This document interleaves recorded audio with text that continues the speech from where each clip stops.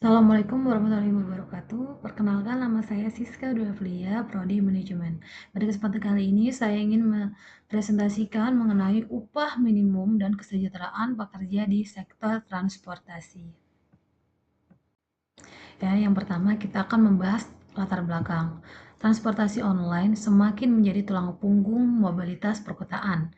Banyak pekerjaan yang tanpa kontrak formal sehingga sulit untuk mengakses hak seperti jaminan sosial, THR, dan tunjangan kesehatan.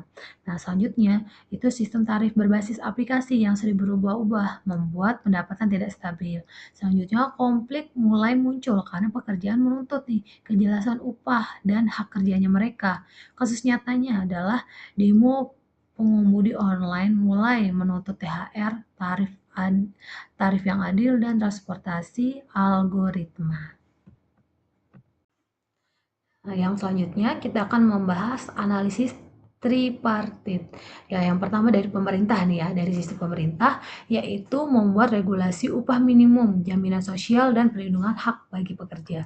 Selanjutnya, memfasilitasi dialog antara pekerja dengan perusahaan untuk mencegah konflik. Nah, kalau pada perusahaan atau platform, yaitu menemukan tarif dan insentif serta model kemitraan. Yang kedua, memiliki tanggung jawab moral dan sosial untuk memperhatikan kesejahteraan pekerja. Nah, bagi pekerjanya apa? Yaitu menuntut keadilan transportasi, pendapat, dan jaminan sosial. Yang kedua, serikat pekerja atau forum pekerja dapat membantu menyuarakan tuntutan secara struktur. Selanjutnya, kita akan membahas negosiasi kolektif. Pada forum negosiasi menjadi sarana pekerja menyampaikan tuntutan secara formal. Negosiasi kolektif efektif untuk yaitu menentukan standar upah minimum. Yang kedua, menetapkan jaminan sosial atau tunjangan tambahan. Dan yang ketiga adalah menyampaikan perselisihan tanpa aksi mogok yang merugikan bagi semua pihak. Contohnya adalah dialog rutin antara pengemudi ojol dengan perwakilan perusahaan dan Kemenker untuk membahas THR dan tarif.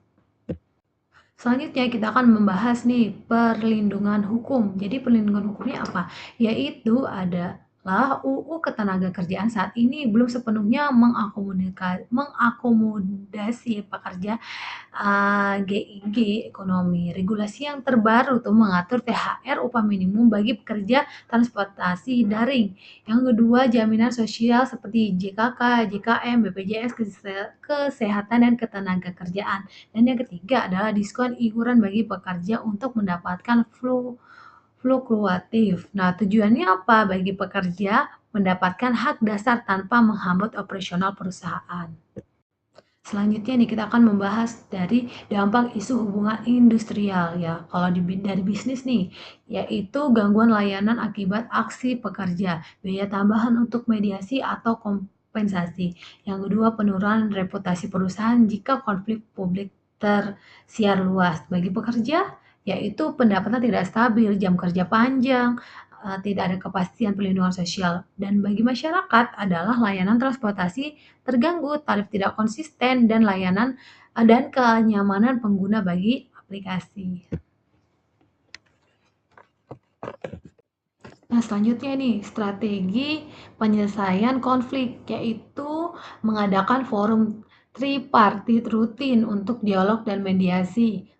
Selanjutnya, menetapkan mekanisme negosiasi kolektif yang jelas dan struktur, menyediakan transparansi tarif dan pendapatan bagi pekerja, program jaminan sosial dan kesejahteraan tambahan seperti asuransi kesehatan dan kecelakaan, dan edukasi pekerja terkait hak dan kewajiban mereka.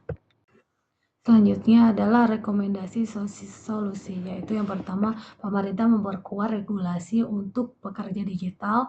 Yang kedua, perusahaan menyesuaikan sistem kompensasi THR dan tunjangan agar lebih adil. Dan yang ketiga, mediasi formal dan forum dialog sebagai saluran komunikasi. Yang keempat, fokus pada solusi win to win. Jadi pekerja terlindungi, perusahaan efisien, dan layanan masyarakat juga tetap prima.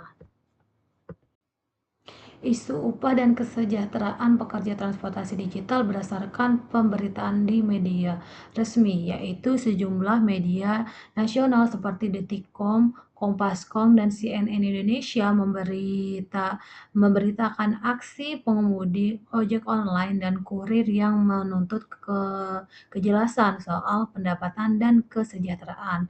Beberapa tuntutan yang sering disuarakan antara lain pemerintah pembayaran THR bagi driver aplikasi, keberatan terhadap potongan komisi platform yang dianggap itu terlalu besar, dan desakan agar jaminan sosial perlindungan kerja yang lebih jelas. Pemerintah melalui Kementerian dan Ketenagakerjaan juga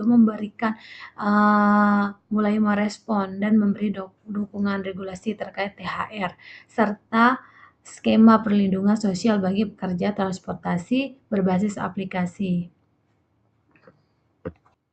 Nah, kesimpulan dari yang kita bahas tadi yaitu yang pertama, upah kesejahteraan pekerja transportasi digital menjadi isu sentral. Yang kedua, tripartit negosiasi kolektif dan regulasi efektif menciptakan keseimbangan.